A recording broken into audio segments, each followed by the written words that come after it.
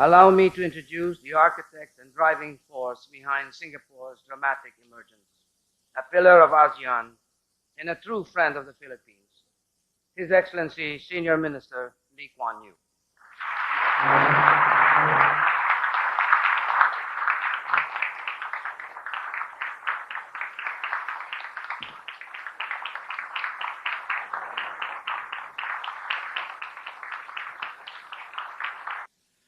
I believe that what a country needs to develop is discipline more than democracy. The exuberance that democracy leads to ends up in undisciplined and disorderly conditions which are inimical to development. The ultimate test of a political system is whether it helps that society to establish conditions which improve the lives of the majority of its people, plus enabling the maximum of personal freedoms compatible with the freedoms of others in the same society. I knew of Filipino politics in the Marcos era as rambunctious. Politicians reveled in democracy and its freedoms. Freedom of speech, freedom of the press, and freedom for those in office to wheel and to deal. It was politics for its own sake. Election campaigns were colorful and entertaining. Candidates made eloquent and stirring speeches. But when it was over, it was back to more wheeling and dealing until the next elections. The implementation of policies, of promises, did not match the presentation. To bring myself up to date, I asked for the latest press reports on the Philippines. Not my embassy reports, press reports on the Philippines. My remarks today are based on published reports. The question I ask myself is, can the next 6 years be better than the last 6? In 1990, the Philippines was struck by a powerful earthquake. In 1991, Mount Pinatubo erupted, and at least one typhoon struck each year.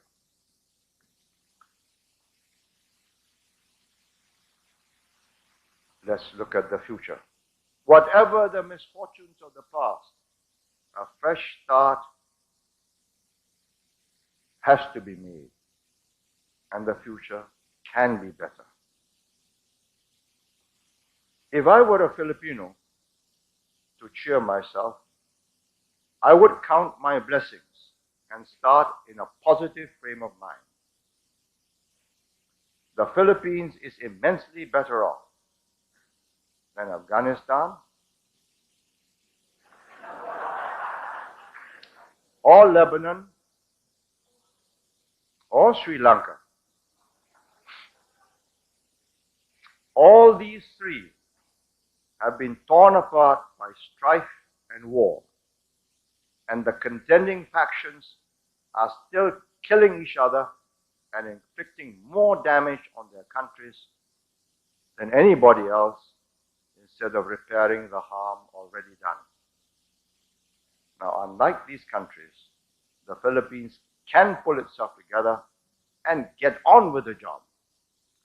And it has a good chance of success because it is part of a region which is set for high growth. What is needed is confidence, the confidence of investors, both Filipinos and foreigners, that the government and the people are determined to get themselves out of the hole they are in. first task is to restore order, law and order, but order first. There must be a cleanup of racketeers in the police, whether for kidnappings or other crimes. Other crimes, especially corruption, must be suppressed and punished. The second task is to free the economy from controls and monopolies. One problem which you have is that the Philippines has an American-style constitution, one of the most difficult to operate in the world. There is a complete separation of powers between executive, legislature, and judiciary. The Americans wrote this constitution in 1787 in Philadelphia, and they ratified it in 1789, more than 200 years ago. They wanted a weak executive president. Having suffered at the hands of King George III of England, they wanted the opposite of a strong monarch.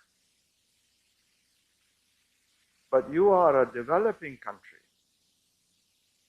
and developing countries faced with disorder and underdevelopment needs strong, honest executive government. A US-style constitution for the Philippines failed long before Marcos declared martial law. It was readopted in its pristine form in 1987 by President Aquino. The system worked in America because of a superabundance of resources and riches in a vast, underpopulated continent. I do not believe that Korea, Taiwan, Hong Kong, or Singapore could have succeeded as they have done if they had to work under such a constitution, where political gridlock on every major issue is a way of government. And you will notice that since the Vietnam War and the Great Society, for some 28 years now, the United States system has not functioned well in the United States. In the 1950s, economic development in the Philippines was better than that in Korea, comparable to that in Taiwan, and was at the lower end of the same bracket as Japan. I asked for a check of the figures in the 1950s. Today, Japan's per capita is $27,000. Taiwan's is 8,000. Korea's 6,500. The Philippines is 724. About 50% of Filipinos earn less than subsistence wage. Every Filipino knows that all the other ASEAN countries have overtaken or are about to overtake the Philippines. If the next 6 years are wasted, the Philippines will lag behind even Vietnam. And Filipinos cannot blame others for it. To recap, first, restore law and order. Make Manila safe from organized kidnapping and major crimes. Remove these stories from the headlines.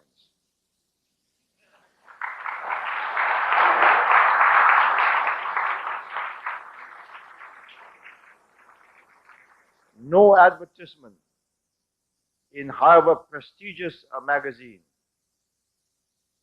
can counter the disadvertisement of another kidnapping headline. Second, concentrate on economics, not politics.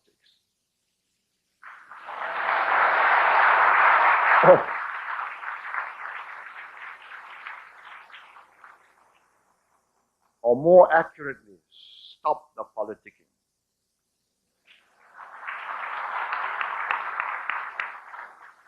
Lift restrictions on trade and investment, dismantle the web of measures which keep out foreign companies, and make Philippine companies compete to survive, not thrive at the expense of the ordinary Filipino.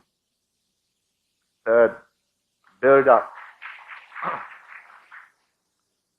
Third, build up your infrastructure like power stations, roads, communications, either in partnership with or completely through the private sector if you don't have the funds.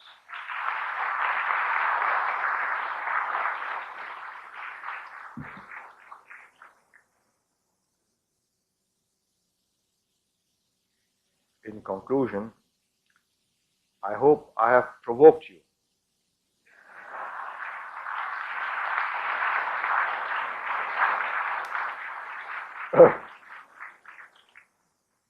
Businessmen, the government, the establishment, the press and TV of the Philippines. Provoked you into setting your priorities for getting your act together so that you can achieve your potential. If you maximize the next 6 years of the Ramos administration by freeing your economy, attracting and getting the investments, and making them profitable, and if you work hard at creating conditions that make them increasingly profitable, then you will get yourselves back into the mainstream of growth and development and be in the same league as Thailand, Malaysia, Indonesia. The OECD countries, the OECD calls them now the new dynamic economies of Asia. You can be and should be one of them. Thank you.